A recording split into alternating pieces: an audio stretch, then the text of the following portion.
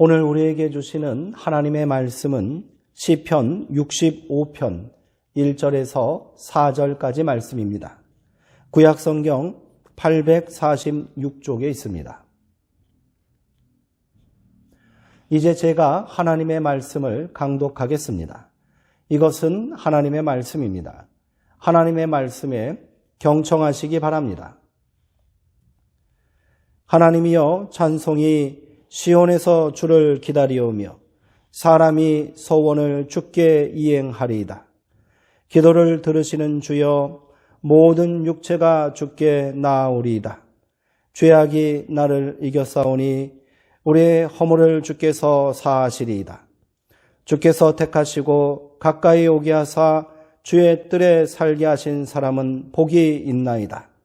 우리가 주의 집 곧 주의 성전의 아름다움으로 만족하리이다. 아멘. 감사하는 마음이라는 제목으로 하나님의 말씀을 함께 나누겠습니다. 오늘은 추수감사주일입니다. 한 해 동안 베풀어 주신 하나님의 은혜에 감사와 찬양을 드리는 귀한 예배가 되기를 소망합니다. 오늘 우리는 감사가 사라진 시대를 살고 있습니다. 기술 문명이 계속 발달하고 삶의 질은 계속 높아가는데 그만큼 욕망의 크기도 커지고 있기 때문입니다. 부의 불평등은 더욱 심화되어 가고요. 정치 사회적 갈등은 여전히 해소되지 않고 있습니다. 그래서 불만이고 불안하기만 합니다. 도무지 감사할 거리가 없다고 푸념을 늘어놓습니다. 감사의 이유를 환경과 개인의 욕망에 근거하여 생각하고 있기 때문은 아니겠습니까? 그러나 진정한 감사는 환경과 물질에 있지 않습니다. 감사는 마음에서 비롯되는 것입니다. 우리가 감사하지 못하는 이유가 바로 여기에 있는 것입니다. 그렇다면 어떻게 해야 감사하는 마음을 가질 수 있겠습니까?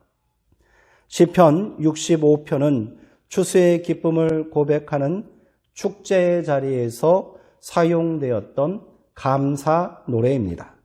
시인은 이 시편을 통해 풍성한 추수의 기쁨이 감사의 이유라고 말하고 있지 않습니다.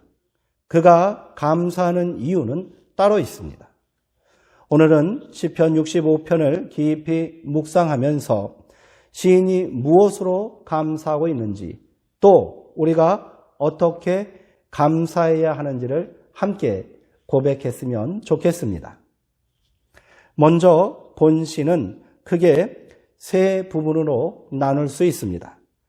1절부터 4절까지가 그 첫 번째 단락입니다.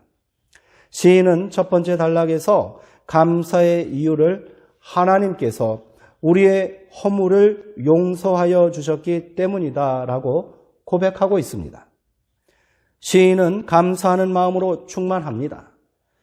그는 먼저 하나님을 찬송하고 또 주님을 기다리며 기도하고 소원을 아뢰 수 있는 시온에 자신이 거할 수 있음을 감사하다고 말합니다. 여기서 시온은 성전으로 바꾸어 불러도 상관이 없습니다. 시인은 시온에 나가 이렇게 기도했습니다. 죄악이 나를 이겼사오니 우리의 허물을 주께서 사하시리이다. 아멘. 이보다 깊은 영성을 느낄 수 있는 정직한 기도가 또 있을까 싶습니다. 시인은 자신은 절대로 죄를 이길 수 없는 나약한 존재라고 고백하고 있지요.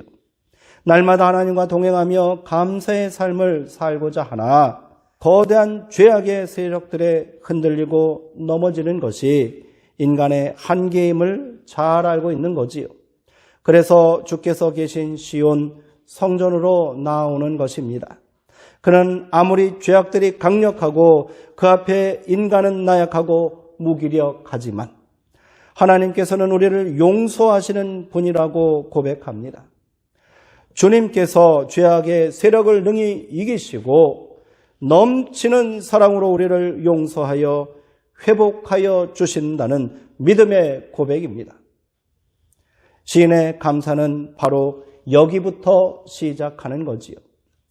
우리를 용서하시는 하나님, 이것만으로도 그는 감사할 이유가 있다고 말하고 있습니다. 하나님은 우리를 택하셨고 또 가까이 오게 하시고 죄악에 넘어져 지치고 상한 우리를 주님의 뜰에 살게 하신 분이십니다. 이렇게 주님 전에 나와 엎드린 자에게 복이 있다고 시인은 말합니다. 진실로 복이란 시인이 고백하고 있는 것처럼 주의 성전의 아름다움으로 만족하는 것인 줄 믿습니다. 시인은 첫 번째 단락을 마무리하며 만족이라는 단어를 사용합니다. 감사하는 마음은 만족에서 나오는 것입니다. 시인은 하나님께서 나를 용서하시고 주의 집에 거하게 하심이 만족함이다, 이렇게 고백한 거지요. 오늘 시인의 고백이 우리의 감사와 만족의 이유가 되기를 소망합니다. 시인은 5절부터 8절까지 말씀에서 두 번째 감사의 이유를 고백하고 있습니다. 그는 먼저 하나님께서 놀라운 행적으로 정의를 세우시고 우리를 구원하실 뿐 아니라 먼 바다 끝 모든 사람들이 주를 의지하게 하심으로 인해 기쁨으로 노래하고 있습니다. 하나님은 지혜와 권능으로 세상을 창조하시고 바다, 즉 요동치는 깊은 어둠의 세력, 혼돈의 세력을 굴복시키셨습니다. 온 우주 만물 가운데 창조주 하나님께 대항할 세력은 없는 겁니다. 이를 아는 모든 자들에게 창조주 하나님의 권능은 두려움이 아닌 감사와 찬양의 이유가 되는 것이지. 이 기쁨과 감사를 시인은 너무도 아름답게 고백하고 있습니다. 8절의 말씀입니다. 주님께서는 아침 되는 것과 저녁 되는 것을 즐거워하게 하십니다. 아멘. 시인에게는 매일 반복되는 당연한 일상마저도 감사의 이유가 되고 있습니다. 아침이 되고 저녁이 되는 것, 이 당연한 자연의 질서가 실상은 창조주 하나님의 능력임을 알고 있기에 그러한 거지요. 저녁이 되어 잠자리에 들 때 우리는 과연 내일도 아침이 시작될 수 있을까 고민하지 않습니다.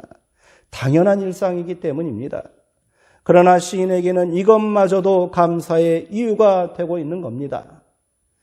우리는 호흡을 하기 위해 근심하고 긴장하지 않습니다. 폐를 어떻게 작동해야 할지, 혈관을 어떻게 움직여 산소를 온몸에 공급할지 고민할 필요가 없습니다. 내가 자는 동안 이러한 신체 기관들이 작동하지 않을까 근심하지도 않지요. 이것이 당연한 일이라고 생각하십니까? 이것이 바로 생명의 주관자이신 하나님께서 우리에게 매일매일 베풀어 주시는 기적임을 기억하시기 바랍니다. 우리가 하루를 마무리하고 또다시 눈을 뜨고 새날을 맞이하는 것, 이 사소한 것들이 실상은 생명의 신비와 창조의 섭리가 깃든 기적의 연속임을 알고 있기에 시인은 그것이 바로 감사의 이유가 된다고 분명하게 고백하고 있는 겁니다. 마지막으로 시인은 9절에서 13절 말씀을 통해 감사의 이유를 또 이렇게 노래하고 있습니다. 시인은 우리가 한 해의 끝자락에 풍성한 수확의 기쁨을 누림이 하나님께서 허락하신 축복이라고 고백합니다. 단순히 풍족한 소출을 얻게 되어 기쁘고 감사한 것이 아닙니다. 이 모든 것이 온 세상을 다스리시는 창조주 하나님의 놀라운 경영과 지혜가 깃들어 있기 때문에 그는 감사할 수밖에 없다는 겁니다. 하나님께서는 땅을 돌보시고 물을 대어 윤택하게 하시며 강에 물이 가득하게 하십니다. 이렇게 땅을 예비하신 후에 그 땅을 통해 곡식을 내어 주신답니다.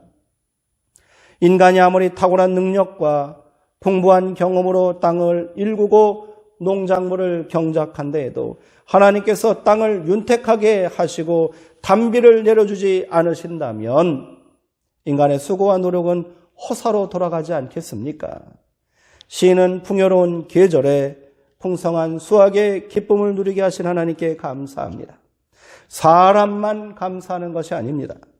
그는 피조세계가 인간과 함께 하나님을 즐거이 외치고 노래하고 있다며 그의 시를 마무리 짓고 있습니다. 오늘 시인은 한없는 감사를 고백하고 있습니다. 그가 감사하는 이유는 바로 하나님에게 있습니다.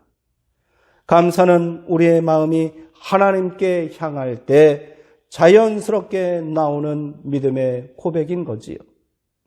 억지로 되는 것이 아닙니다. 훈련을 통해 되지도 않습니다.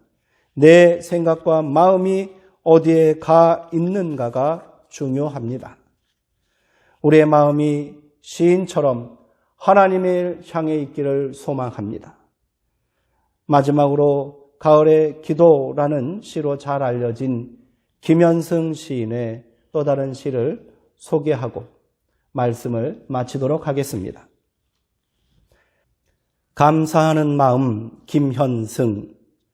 마지막 가을 해변에 잠든 산비탈의 생명들보다도 눈 속에 깊이 파묻힌 대지의 씨앗들보다도 난로에서 꺼내오는 매일의 빵들보다도 언제나 변치 않는 온도를 지닌 어머니의 품안보다도 더욱 다수운 것은 감사하는 마음이다. 감사하는 마음은 언제나 은혜의 불빛 앞에 있다. 지금 농부들이 기쁨으로 거두는 땀의 단들보다도 지금 파도를 헤치고 돌아온 저녁 항구의 배들보다도 지금 산 위에서 내려다보는 주택가의 포근한 불빛보다도 더욱 풍성한 것은 감사하는 마음이다. 그것들을 모두 잃는 날에도 감사하는 마음을 잃을 수는 없기 때문이다. 받았기에 누렸기에 배불렀기에 감사하지 않는다. 추방에서 맹수와의 싸움에서 낯선 광야에서도 용감한 조상들은 제단을 쌓고 첫 열매를 드리었다. 허물어진 마을에서 불 없는 방에서 빵 없는 아침에도 가난한 과부들은 남은 것을 모아 드리었다. 드리려고 드렸더니 드리기 위해서 드렸더니 더 많은 것으로 갚아주신다. 마음만 받으시고 그 마음과 마음을 담은 그릇들은 더 많은 금은의 그릇들을 보태어 우리에게 돌려보내신다. 그러한 빈 그릇들은 하늘의 곳간에는 얼마나 많은지 모른다. 감사하는 마음, 그것은 곧 아는 마음이다. 내가 누구인지를 그리고 주인이 누구인지를 깊이 아는 마음이다. 김현승 시인은 감사하는 마음, 그것은 곧 아는 마음이다 라고 노래합니다. 내가 누구인지를 알고 또 주인이 누구인지를 깊이 아는 마음이지요. 우리가 감사하지 못하는 이유는 주인이 누구인지를 바로 고백하지 못하고 있기 때문은 아닙니까? 내가 주인 되려 하기에 감사하지 못하고 있다는 겁니다. 오늘 우리 가운데 진정한 감사의 고백이 넘치기를 소망합니다. 감사하는 마음은 주인이 누구인지를 아는 마음이라 했습니다. 그러면 진정한 감사는 우리 삶의 주인 되시는 하나님을 알고 하나님의 뜻에 응답함을 통해 완성되는 것일 줄 믿습니다. 풍성한 결실의 계절에 우리를 향한 하나님의 뜻은 어디에 있겠습니까? 우리가 영혼의 결실을 하는 것 아니겠습니까? 11월 행복 동행 주일이 얼마 남지 않았습니다. 하나님께서 가장 기뻐하시는 영혼의 결실은 우리가 또 다른 영혼을 구원하여 주님께 인도하는 것입니다. 전도는 감사하는 마음을 주님께 온전히 고백하는 최고의 행동이 아니겠습니까? 함께 기뻐하고 함께 감사하는 좋은 날을 위하여 수정동교회 모든 성도님들이 함께 마음을 모으시고 한 걸음 더 내디디시기를 주님의 이름으로 축원하고 권면드립니다. 기도하시겠습니다. 은혜의 하나님, 하나님께서 우리 가운데 베풀어 주신 그 놀라운 은총으로 말미암아 우리가 감사의 고백을 드립니다. 내가 죄인이지만, 나는 어찌할 수 없는 허물 많은 인생이지만 하나님께서는 우리의 죄악을 이기셨다는 시인의 고백처럼 우리를 용서해 주시고 다시 거듭난 생명의 은혜를 누리게 하시니 감사합니다.